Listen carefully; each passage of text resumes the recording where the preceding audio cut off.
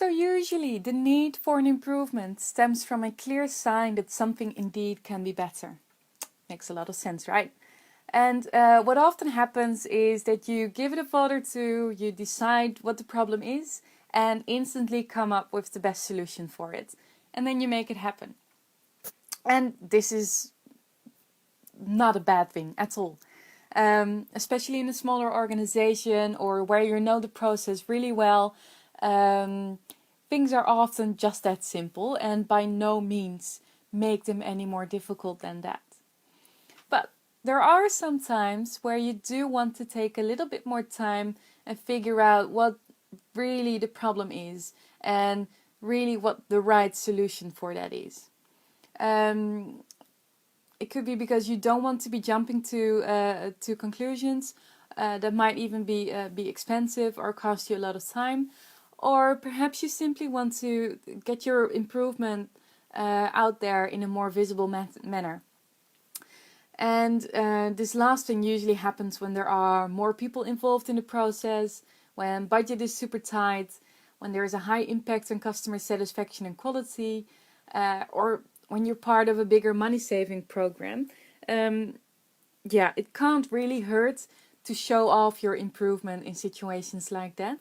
And this method really gives you a good grasp of the progress of your improvement, and it makes the result measurable, which is oftentimes a really good thing, if only for yourself and knowing that you did a good job on the improvement. I've also seen it happen so many times that problems that were solved on a more gut instinct way did not actually solve the problem. They just solved some symptoms of the problem, but the root cause to the symptoms was never found. So that ended up with the same stuff happening still, and people having to go back to the drawing board and do the whole thing all over again. So that does cost a lot of time, and it's just a shame, or it's just a waste, really. So this continuous improvement cycle that I'm now talking about and will be talking about in the coming videos leads you through a set of defined phases, and it will make sure that you don't skip over some essentials. So once you get the hang of it, it will definitely not take up more time than your usual way of improving, but it will leave you with a more sustainable solution, better results, and more visible results. So don't be scared of the theory, don't be scared of the templates you might have to use. Sometimes things are really simple and it only takes you a few minutes to jot things down. So as I said, this cycle we'll be going through stems from the Kaizen method. And this is a Japanese word. Look it up on Wikipedia. And a Kaizen really is one of the tools Lean has to solve a problem in a relatively simple and fast way. And traditionally, you put like a whole bunch of people together in a room. You do the cycle for a week, and then by the end of it, the problem is solved, and people go back to doing whatever it is that they're doing. And to be honest, I've never done it in this strict 1 week way, but I have applied this method and this cycle many times before in groups and with groups and coaching groups. And usually my projects take up about, 2 to 6 weeks, a maximum of 6 weeks really. And you get amazing results, and it doesn't really have to cost you that much time or effort. And it's just a great method to guide you along. It helps you structure your head as well while you're doing it. So here's a quick insight into the 6 steps. The next videos will be specifically focusing on each of these steps, so don't worry if it just goes way too fast for you right now. So the define phase. So this is where you indeed define the problem and process you're improving. And this is a really important step, and often one that is rushed through a lot, usually because it's not really as glamorous as going through the process and pointing out everything that goes wrong with it or coming up with the solutions. It's really all about standing still, knowing where you are, knowing what problem you're tackling, knowing the surrounding that's part of that process. And it teaches you whether or not you should be doing this project. And it will make sure that you don't waste time later on. Now, the measure phase digs deeper into the actual process.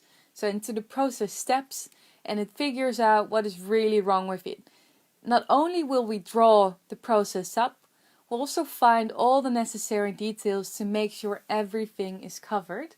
And in this phase, you'll also find the data you need to refine your define phase and create that business case that you need.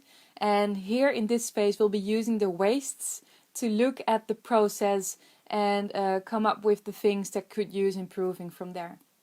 The analyze phase is really all about the root cause. So in the measure phase, we found the problems in the process. And in this phase, we'll try and figure out what is actually causing them. Now, this is an essential step in the cycle. And it's really pretty simple once you know what to ask. And even when you're just focusing on a process this big, knowing what to ask, knowing to find that root cause can make all the difference in the world. The generate phase is the one where you finally get to talk about solutions. So here we take those root causes, or that one root cause, and you just go nuts on all the potential solutions that need to go with them. And once you've brainstormed all through them, the solutions will then need to be categorized according to budget, ease of effort, and other constraints that you might have. And in the end, you'll have that one solution or that few solutions that you need, and you have a list of actions to be actually implementing them, which is what you'll be doing in the implement phase. This is where you actually do the thing, do the improvement. And it seems really simple, but it's usually not, because this is where you've got all your actions broken down, you've got your action owners defined, but then everybody goes back into their daily business and things fade away. Really easy. So then it's your job to make sure that things still get done the way they should be done. And it's where things get tricky, really, for you as a project manager. But we'll talk more about that later. In the control phase, the final phase, we take the implement phase a level further. And this phase is there to make sure that the improvements stick for the long term. So usually, or oftentimes, you keep on measuring your results to see if you do have an increase in, I don't know, sales or whatever it is that you were improving. And there are all sorts of tricks, like implementing standard operating procedures or assigning clear responsibilities to make sure that they do stick for the long term. And because it's quite elaborate and it incorporates a lot of change management and a lot of people involvement, it's usually skipped, but you do miss out on a lot of good stuff, namely making sure that your improvement really stays there for the long term and reaps the benefits that you projected it would. So there you have it, 6 steps for lean improvement. So the next videos will all be about these 6 steps and then a few more. And so for now, get your project on the way, figure out what process it is that you want to be improving, get the people that need to be involved on board and explain them what you're doing, explain them shortly what lean is, perhaps show them the videos, but make sure you've got your project and your project team ready. And I'll see you then in the next video.